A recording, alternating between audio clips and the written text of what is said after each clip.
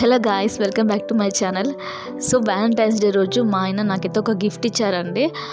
ఇప్పటిదాకా నాకు ఆయన చాలా కొనిచ్చారు, కానీ గిఫ్ట్ లాగా ప్యాక్ చేసి ఇవ్వడం అయితే ఇదే ఫస్ట్ గిఫ్ట్ అండి. నాకైతే ఇది చాలా హ్యాపీగా అనిపించింది. సో ఓపెన్ చేసి చూస్తే దీంట్లో అయితే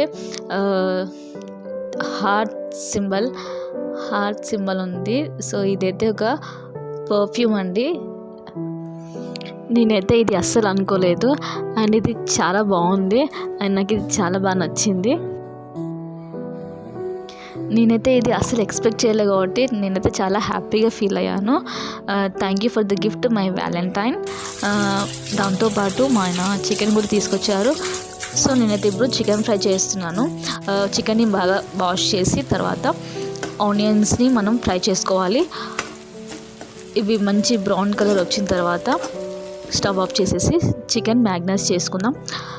1 tablespoon salt, ginger garlic paste and 1 tablespoon turmeric powder, 2 tablespoon chilli powder, 1/2 tablespoon ధనియా powder and garam masala powder. దీంట్లో మనం కొంచెం కర్డ్ కూడా వేసేసి మంచిగా కలుపుకొని పెట్టుకున్న తర్వాత దీంట్లోనే మనం ఇంతకుముందు ఫ్రై చేసుకున్న ఆనియన్స్ వేసేసి ఒక 2 టేబుల్ స్పూన్ ఆయిల్ వేసి మంచిగా మిక్స్ చేసుకొని పక్కన పెట్టుకోవాలి. ఓకే అండి, మంచిగా మిక్స్ చేసి పక్కన పెట్టుకున్న తర్వాత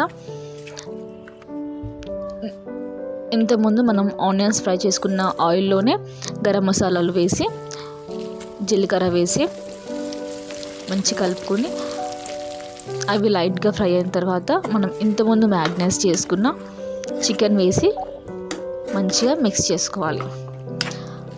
అలా కొంచెం 10 మినిట్స్ కుక్ అయిన తర్వాత దాంట్లోనే మనం 2 పచ్చిమిర్చీలు అండ్ కొంచెం కరివేపాకు వేసి బాగా కలుపుకోవాలి.